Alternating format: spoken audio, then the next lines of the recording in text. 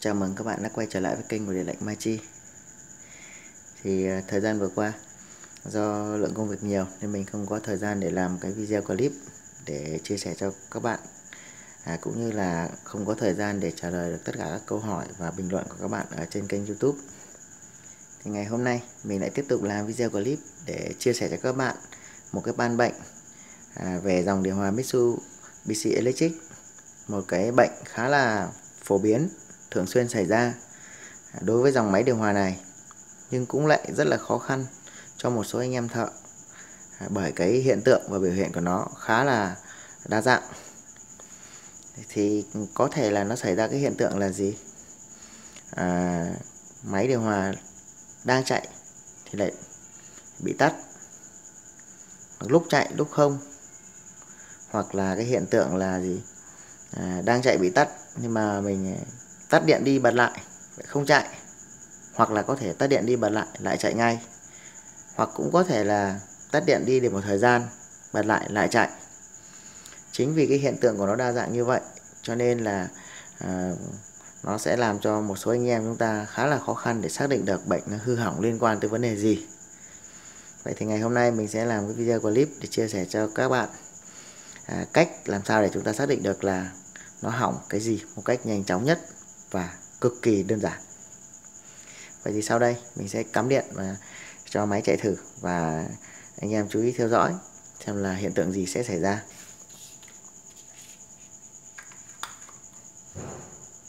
Đó các bạn, này máy nó đang chạy luôn. Rồi mình cứ để thế máy chạy luôn.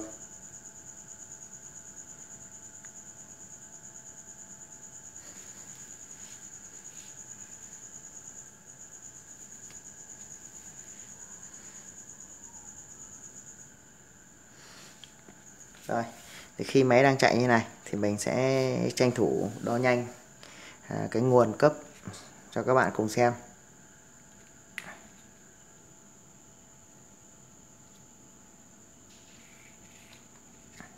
Rồi.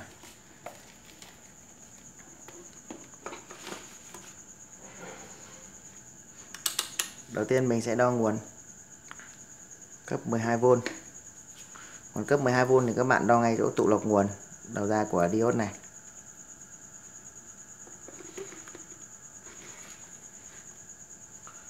Rồi mình để đồng hồ đây cho các bạn theo dõi. Khi máy còn đang chạy như này thì mình sẽ đo nguồn cho các bạn xem. Đây là nguồn 12V. Đó các bạn thấy chưa? Được khoảng 11V. Rồi ta sẽ nhanh tay đo luôn nguồn 5V. Con đầu 5V các bạn đo ngay con tụ lọc nguồn đằng sau IC của nắp 7805 này.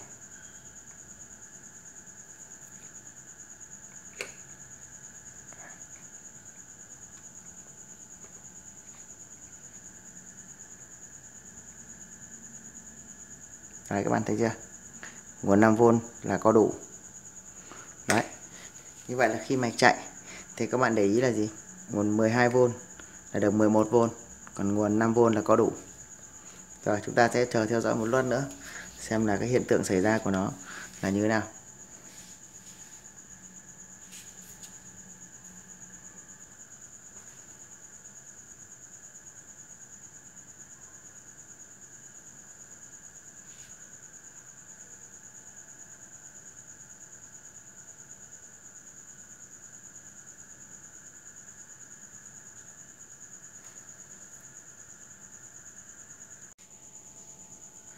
Rồi, sau 10 phút cắm chạy không tải như này thì các bạn đã thấy là điều gì đã xảy ra. Đó là gì? Cái phích cắm điện vẫn đang cắm như thế này, mà cái đèn ở bo điều khiển gì không còn sáng cũng như là không còn chớp nữa. Chúng ta sẽ bấm thử các bạn xem này. Đấy, mình bấm thử nút auto, nó cũng không có dấu hiệu gì. Và chúng ta cầm gì? Chúng ta cầm điều khiển này. Đấy, các bạn nhìn cầm điều khiển. Đó, mình bấm điều khiển này cũng không có dấu hiệu gì. Đấy, mà chúng ta bấm cái nút gì chạy tự động ở trên này cũng không có tác dụng gì. Rồi, và đây chính là cái gì? Và đây chính là cái biểu hiện của nó, là nó chạy sau khoảng một thời gian tự nó tắt đi, và chúng ta gì bật cũng không có được, và thậm chí chúng ta rút điện ra, các bạn cắm điện lại nó cũng không có được. không có chạy gì. Rồi, vậy thì sau đây mình xin hướng dẫn các bạn cách để chúng ta xác định được lý do nó hư hỏng ở đâu một cách rất là nhanh chóng và đơn giản. Thì việc đầu tiên, khi xảy ra hiện tượng như vậy thì các bạn cứ để nguồn cắm như nguồn cấp cho máy như vậy. Các bạn tiến hành đo gì? Chúng ta sẽ tiến hành đo lại cái nguồn 5V. Đo nhanh, chúng ta sẽ tiến hành đo nhanh cái nguồn 5V trên tụ lọc nguồn 5V này. Đó, thì các bạn thấy là gì? Nguồn 5V bị mất, không còn. Rồi, chúng ta sẽ nhanh tay đo nguồn 12V. Các bạn sẽ đo nguồn 12V là tụ lọc nguồn này.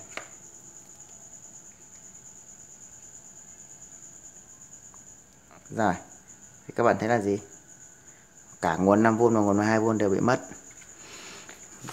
Vậy thì chúng ta sẽ gì? Chúng ta sẽ sàng lọc bằng cách đầu tiên chúng ta sẽ rút gì? Chúng ta sẽ rút cái rắc điện kết nối từ bo nguồn này sang bo điều khiển này. Chúng ta sẽ rút cái rắc kết nối đó ra. Trong khi chúng ta vẫn để điện như này, vẫn để điện cấp cho máy như này, chúng ta sẽ nhanh tay chúng ta rút cái rắc này ra. Rồi, chúng ta sẽ rút ra như này. Sau khi chúng ta rút nó ra như này rồi thì chúng ta sẽ tiến hành đo lại nguồn tiếp. Chúng ta sẽ đo lại nguồn cấp. Nếu như chúng ta đo lại mà nó có nguồn thì hư hỏng thuộc về bo điều khiển. Còn nếu chúng ta rút ra mà chúng ta đo lại vẫn bị mất nguồn thì hư hỏng thuộc về bo nguồn. Rồi, mình sẽ đo. Đây, chúng ta sẽ đo nguồn 5V trước.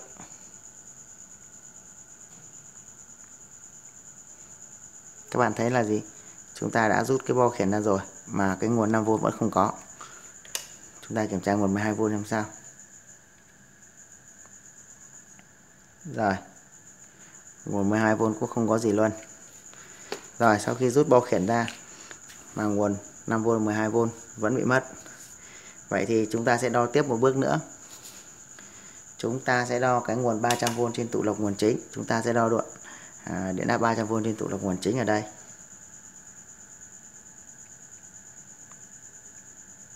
Các bạn thấy là gì? Kim đồng hồ lên. Như vậy là nguồn 300V vẫn còn ở trên tụ lọc nguồn mà lại không có nguồn sinh ra ở thứ cấp như này. Đó, nguồn 300V mà vẫn còn, mà nguồn thứ cấp không sinh ra. Mà lúc nãy gì? Lúc nãy khi máy còn đang chạy gì? Chúng ta đo là gì? Nguồn đầu ra 5V và 12V đều có đủ. Mà bây giờ nó bị mất nguồn 5V và nguồn 12V mà chúng ta đã tách cái bo khiển này ra rồi. Việc đầu tiên là các bạn phải tách bo khiển nhé. Nếu bo khiển bị chạm chập thì đương nhiên cái nguồn này mất cũng là một cái lý do, nhưng chúng ta tách ra rồi mà nó vẫn mất. Các bạn phải lưu ý này, khi nó đang bị mất, chúng ta vẫn đang cắm nguồn như này mà nó bị mất nguồn 5V 12V, chúng ta tách cái bo khiển này ra rồi chúng ta đo lại nguồn. Nếu nó có nguồn thì là gì? Thì hư hỏng thuộc về bo điều khiển. Còn nếu vẫn không có như này thì là hư hỏng thuộc về cái bo nguồn này. Và chúng ta sẽ đo thêm một bước nữa là chúng ta đo cái tụ 300V lọc nguồn 300V này mà vẫn có gì? 300V. Nếu chúng ta đo ở đây mà bị mất 300V thì hư hỏng thuộc về từ cái phần gì? Phần từ tụ lọc nguồn này ra đến nguồn 220 cấp vào. Còn nếu chúng ta đo mà vẫn còn gì? Vẫn có nguồn 300V ở đây thì hư hỏng thuộc về IC nguồn các bạn nhé. Thì sở dĩ tại sao mà nó lại xảy ra hiện tượng hư hỏng IC nguồn mà chúng ta lại có gì chúng ta lại rút điện ra, rồi tạm thời mình rút điện đã. Tại sao nó hư hỏng IC nguồn mà nó lại xảy ra cái hiện tượng là gì? Chạy một thời gian là chúng ta bị mất nguồn, hoặc là rút điện ra để một thời gian chúng ta cắm vào thì nó lại chạy, hoặc là gì? Hoặc là chúng ta đang chạy giữa chừng nó bị tắt cái nguồn này, rút điện ra để một thời gian nó chạy lại này. Thì mình sẽ giải thích cho các bạn lý do vì sao nó lại bị như vậy. Rồi sau khi mình rút điện ra khoảng thời gian mình sẽ cắm lại như này nhá. Mình sẽ cắm lại bo điều khiển và chúng ta sẽ thử lại xem là nó có nguồn không. Rồi, mình sẽ cắm lại. Đó, các bạn thấy chưa? Mình không có làm gì nhá. Mình rút điện ra mà mình cắm lại thì lại gì? Cái bo khiển này lại có nguồn. Đấy, các bạn thấy chưa? Rồi, bây giờ mình sẽ giải thích cho các bạn lý do vì sao nó lại bị như vậy. Sở dĩ lý do chúng ta chạy một thời gian đấy thì con IC nguồn này nó bị mất nguồn là bởi vì gì? Nó bị quá nóng. Khi nó bị quá nóng rồi thì nó bị cái IC ở bên trong này nó sẽ bị ngắt. IC dao động bên trong IC này sẽ bị ngắt, do nó bị bỏng quá nó ngắt. Nếu chúng ta cứ liên tục cắm điện duy trì như này thì cái IC dao động và xò nguồn nằm trong con IC nguồn này nó cứ liên tục bị nóng và bỏng như vậy thì chúng ta sẽ gì? Sẽ không bao giờ thấy nó có nguồn và máy sẽ không bao giờ chạy lại được. Nhưng khi chúng ta ngắt nguồn đi, ngắt cái phích nguồn cấp này đi, hoặc chúng ta tắt át điện của máy điều hòa đi, thì chúng ta để một thời gian thì cái IC này nó nguội lại và chúng ta cắm lại và nó lại chạy lại bình thường. Và đó chính là cái lý do mà vì sao mà nó đang chạy nó lại bị mất nguồn, và chúng ta tắt điện đi để một thời gian thì nó lại gì? Có nguồn trở lại. Vậy thì hướng giải quyết cho cái bo mạch này là như nào? Thì chúng ta sẽ tiến hành thay thế con IC nguồn này. Vì bản chất IC nguồn này bị ngắt mở nhiều lần. Trong cái tình trạng như vậy thì nó cũng sẽ không còn tốt nữa các bạn nhé. Nếu các bạn cố dùng thì nó cũng sẽ dễ xảy ra cái vấn đề là tậm tịt đấy. Mà chúng ta để thay cho khách hàng đảm bảo, chúng ta nên thay một con IC nguồn khác, mới khác. Và chúng ta sẽ gắn cho nó thêm một cái tản nhiệt như thế này. Chúng ta sẽ gắn cho nó thêm một cái tản nhiệt để cho nó làm mát IC. Thế thì khi chúng ta gắn tản nhiệt vào như này, gắn IC mới vào tản nhiệt như này, thì các bạn lưu ý cho mình là các bạn hãy kiếm cho nó một cái miếng lót. Miếng lót này thì các bạn nếu bạn nào hay thay thì các bạn cũng để ý là một số cái dòng bo mạch cũng như là cái máy khác người ta hay sử dụng cái miếng lót. Miếng lót này chỉ nhằm mục đích là gì? Để làm cho cách điện ở lưng con IC này ra cái miếng tản nhiệt này, để chúng ta chạm vào miếng tản nhiệt nó không bị giật, cũng như là cái miếng tản nhiệt này chạm vào linh kiện khác cũng không gây hư hỏng các bạn nhé. Còn nếu chúng ta bắt trực tiếp vào đây này thì cái điện áp DC đây nó sẽ bị gì? Truyền ra ngoài cái miếng tản nhiệt này, và chúng ta sờ phải sẽ bị giật, cũng như là nó chạm phải linh kiện khác sẽ gây chạm chập các bạn nhé. Cái miếng tản nhiệt, cái miếng lót đây người ta gọi là cái miếng lót sò, thì các bạn có thể lấy ở những cái cũ khác cũng được, hoặc các bạn kiếm một cái gì đấy nó mỏng mỏng như này, các bạn cắt cho nó vừa, các bạn lót vào nhé. Rồi sau đây mình sẽ tiến hành thay thế IC mới và gắn tản nhiệt cho nó. Rồi sau khi mình đã tiến hành thay thế IC nguồn khác và gắn thêm cho nó con tản nhiệt như này, gắn thêm cho nó một cái tản nhiệt như này, thì mình sẽ cắm điện lại và để chạy trong vòng khoảng tầm từ 30 phút đến 1 tiếng để kiểm tra cái hiệu quả của nó, xem là nó có ok không các bạn nhé. Thì IC nguồn zin nguyên bản của nó là người ta sử dụng là top 242IN. Thì một số bạn có hỏi mình là bạn ấy không mua được con này thì có thể dùng top 243 có được không? Thì mình xin trả lời rằng là nếu các bạn mua được IC zin nguyên bản như này thì top 242IN này thì các bạn thay cũng được, hoặc là nếu như bạn nào không mua được thì các bạn có thể dùng top 243 cũng được các bạn nhé, không có vấn đề gì cả. Thì nếu bạn nào muốn tìm hiểu sâu hơn thì chúng ta sẽ lên mạng tra datasheet ở trang datasheet.com, chúng ta sẽ xem sơ đồ chân của các linh kiện thay thế tương đương, thì chúng ta sẽ để bạn nào muốn tìm hiểu sâu. Thế còn đối với cái mạch điều hòa Mitsubishi Electric này thì các bạn có thể dùng top 242 hoặc 243 thay cho nhau được các bạn nhé. Rồi sau đây mình sẽ tiến hành cắm điện vào để chạy. Rồi mình cắm điện vào và các bạn thấy là nó chạy luôn. Rồi. Và mình sẽ để ở đây chạy khoảng tầm 30 phút. Lúc nãy trước khi chúng ta thay thì nó chạy khoảng tầm 10 phút thì nó đã bị gì? Mất nguồn rồi. Rồi bây giờ sau khi thay xong thì mình sẽ chạy khoảng tầm 30 phút đến 1 tiếng để kiểm tra cái khả năng hiệu quả của nó.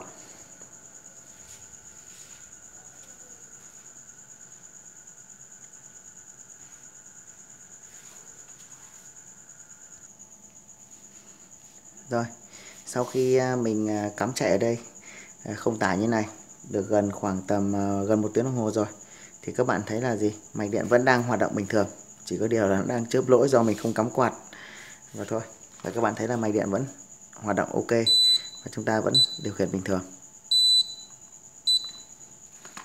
Rồi, như vậy là vừa rồi mình đã chia sẻ cho các bạn một cái ban bệnh khá là phổ biến với những cái biểu hiện không cố định, với nhiều biểu hiện khác nhau của một cái căn bệnh của máy điều hòa Mitsubishi Electric.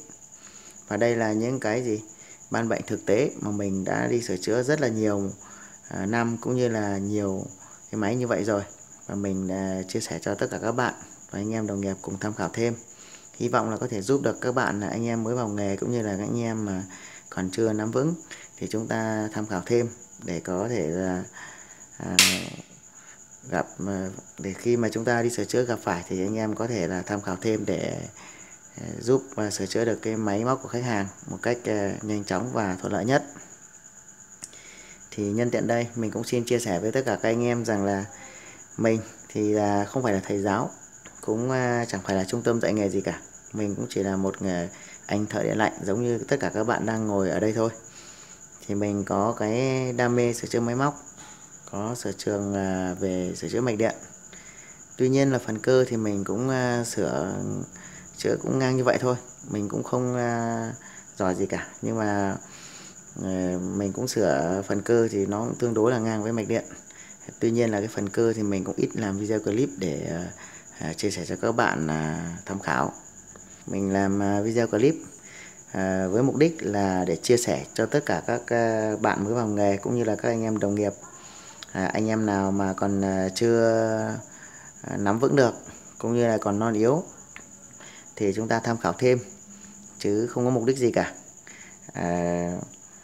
Chúng ta cũng là thợ thì mình có những cái kinh nghiệm, có những cái ban bệnh hay mà mình, hoặc là những cái ban bệnh mà mình cảm thấy là nó khá là phổ biến và thường xuyên xảy ra, thì mình làm video clip để với mục đích là chia sẻ cho tất cả các bạn cùng tham khảo.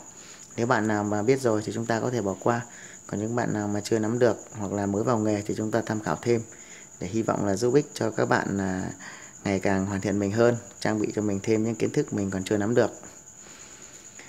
Rồi, như vậy vừa rồi mình đã chia sẻ cho các bạn một cái ban bệnh thực tế của máy điều hòa Mitsubishi Electric. Và giờ bo mạch mình đã sửa xong và máy đã chạy ok. Và mình xin kết thúc video ở đây. Một lần nữa cảm ơn tất cả các bạn đã dành thời gian quan tâm theo dõi video của mình. Và bạn nào chưa phải là thành viên của kênh Điện lạnh Mai Chi thì hãy ủng hộ mình bằng cách là đăng ký kênh để nhận được những cái chia sẻ mới nhất từ kênh của mình. Và nhớ like video khi các bạn xem video để cho các anh em đồng nghiệp khác có cơ hội được tham khảo cái video clip của mình. Cảm ơn tất cả các bạn và hẹn gặp lại các bạn ở các video chia sẻ tiếp theo của mình.